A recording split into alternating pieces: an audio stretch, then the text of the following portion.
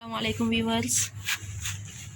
आज जो मेरा टॉपिक है वो सीडलिंग है, सब्जियों की सीडलिंग। तो मैंने चंद सब्जियों की सीडलिंग की है, मैंने सोचा कि आपसे शेयर कर लूँ। दरअसल पहले एक हफ़्ते पहले मैंने ये सीड्स लगाए थे, लेकिन जो है ना मेरे बच्चे ने वो वीडियो डिलीट कर दी। तो आज मुझे दोबारा ये वीडियो बनाना पड़ रही है।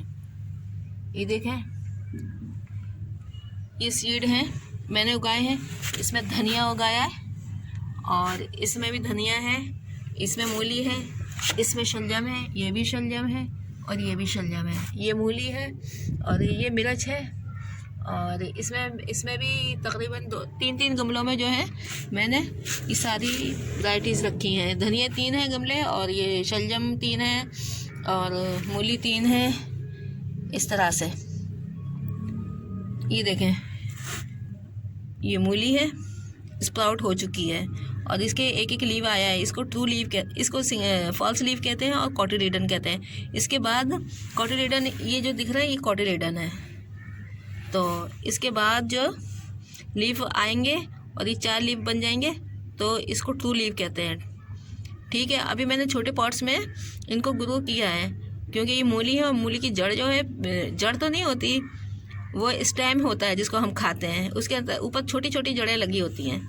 और एक कोई भी पौधा होता है 3 हिस्सों पर मुश्तमिल होता है। एक लीव्स होता है, एक तना होता है और एक जड़ होती है। तो मूली जो होती है जिसको हम खाते हैं वो तना होता है या स्टेम होता है। उसके ऊपर छोटी छोटी जड़ें लगी होती हैं और हरे पत्ते वो जो ऊपर की तरफ ज़मीन से बाहर होते हैं।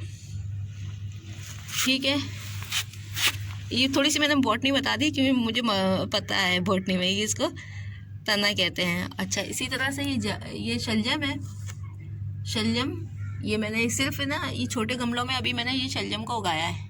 इसको मैं बड़े, जब ये ट्रू लीव इसके आ जाएंगे तो ये मैं इसमें शलजम करूँगी इस वाले पॉट में। और इस वाली बाल्टी है, इसके अंदर मैं मूली लगा दूँगी।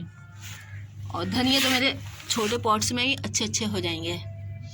तो इसकी जो मैंने, क्योंकि सब्जियां हैं तो इनको नाइट्रोजन की बहुत ज़्यादा ज़रूरत होती है, तो मैंने जो मिट्टी ली है वो भालू मिट्टी, हमारे यहाँ भालू मिट्टी ही होती है। तो भालू मिट्टी वो मिट्टी होती है, सैंडी सॉइल होती है। इसके अंदर 80% रेत के ज़रात होते हैं और चिकनी मिट्टी 20% होती है। तो इसके लिए जो है ना मैंने भालू मिट्टी रखी है, आधी भालू मिट्टी और आधी इसके अंदर खाद है, मैंगनी है बकरियों की और गाय का गोबर है। जैसे 50% सॉइल है और 50% इसके अंदर कंपोस्ट की हुई बकरी की और गाय की दोनों की मैंगनियाँ हैं और काव डंक है। तो इस तरह से मैंने ये लिया क्योंकि नाइट्रोजन बहुत ज़्यादा ज़रूरत होती है सब्जियों को। तो क्योंकि लीव्स हम जो है ना मूली के खाते हैं और मूली की जो है तना भी इस्तेमाल करते हैं। अच्छा, इसमें टमाटर के भी सीड्स हैं। तो टमाटर के जो सीड्स हैं, और टमाटर को चाहिए होता है चूना और शलजम को भी चाहिए होता है चूना। अगर चूना नहीं होगा, शलजम में कमी होगी आपकी सॉइल में चूने की, तो शलजम जो ना फट जाएंगे और छोटे रहेंगे। इसी तरह से टमाटर के अंदर अगर चूने की कमी हो जाएगी, नीचे से जो है फंगस जैसा उसको लग जाता है, छोटा छोटा सा, नीचे से देखने से बहुत ख़राब मालूम होता है और ज़्यादा बढ़ोतरी नहीं होती उसकी। तो इसके अंदर चूना मिला लें, तकरीबन बुझा हुआ चूना तकरीबन इतना, मेरा हाथ आ रहा है, लाइट बहुत तेज़ है, समझे आप, 1 स्पून मिला लें आप। अगर इसमें इतने बड़े 12 इंच के गमले में अगर आप ग्रो कर रहे हैं तो इसके अंदर चूने की जो मकदार होगी 1 टेबल स्पून होगी। और बड़े अगर इतनी बड़ी बाल्टी में अगर ग्रो कर रहे हैं तो इसके अंदर 4 शामिल कर लें टेबल स्पून। ये टमाटर के लिए और टर्निप के लिए बहुत ज़रूरी है। तो ज़रूरी नहीं है आप ये सारे जो बीज हैं शलजम के, मूली के और सारी चीज़ों के बाज़ार से ही ख़रीदें, आपके अपने घर में भी हो सकते हैं। तो जो मुझे मिल गए थे, मुझे मिल नहीं रहे थे, लेकिन मैं जब स्टोर गई तो मुझे मिल गए। टमाटर के भी सीड मिल गए, मूली के, शलजम के, टर्निप के और ये सारे।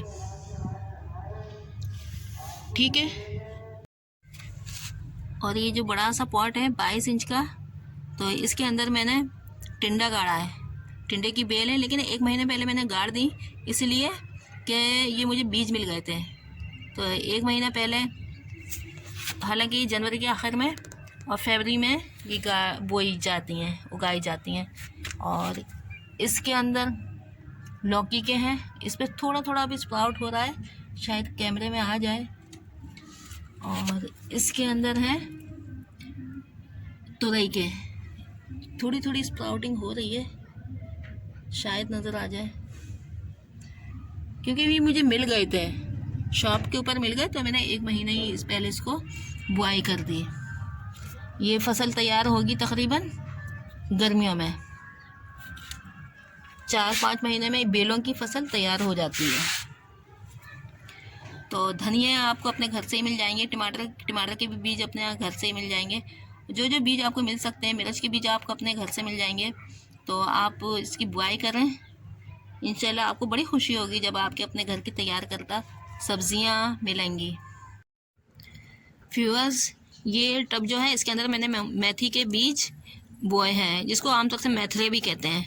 तो इसके ये जो टब है, इसके नीचे मैंने कंपोस्ट रखा हुआ है और इसके ऊपर मिट्टी बिछा के मैंने मेथी के बीज डाले हुए हैं। अच्छा, मेथी को अगीती फसल में बोए या पिछीती में, मेथी को कोई फ़र्क नहीं पड़ता इसके ऊपर, क्योंकि किसी किस्म का कोई इंसेक्ट हमला नहीं करता। इसके पत्ते इतने कड़वे होते हैं कि कोई खाने की ज़रूरत नहीं करता।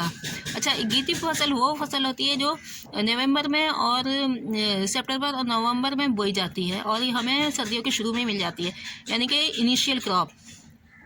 और पिछीती फसल वो होती है जो दिसंबर और जनवरी में बोई जाती है और सर्दी के आखिरी महीनों में ये हमें मिलती है। इसको कहते हैं लेट क्रॉप। तो अकीती फसल का फ़ायदा ये होता है कि इसके ऊपर हमला नहीं होता सुंडियों का, तीले का, लेकिन पिछीती फसल पर जो हमें मिलती है उसके ऊपर हमला होता है आमतौर से सारे इंसेक्ट्स का। तो इसके लिए हमें बंदोबस्त करना पड़ता है इंसेक्टिसाइड का। अच्छा, ये मेथी है, तो मेथी के ऊपर तो किसी तरह का कोई इंसेक्ट हमला ही नहीं करता। चलें, ठीक है। ये देखें, मिर्च की पौध है, इसको सैबलिंग कहते हैं। ये देखें, ये है एक बड़ा सा पौधा, ये है, इसको मैं रिपोर्ट करूँगी।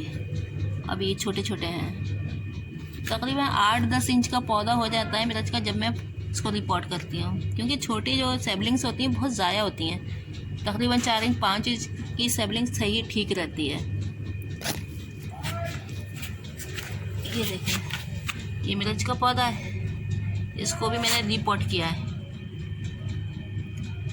मैंने ऐसे ही घर की जो मिर्च थी उनको फेंक दिया था इसके अंदर और ये ग्रो होना शुरू हो गए।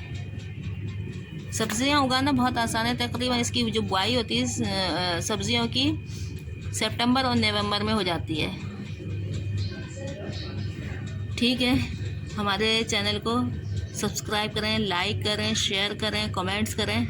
जो भी आपको कुछ पूछना है मुझे कमेंट करके पूछ लें, मैं इंशाल्लाह आपको सही गाइड करूँगी और बताऊँगी। बिस्मिल्लाह।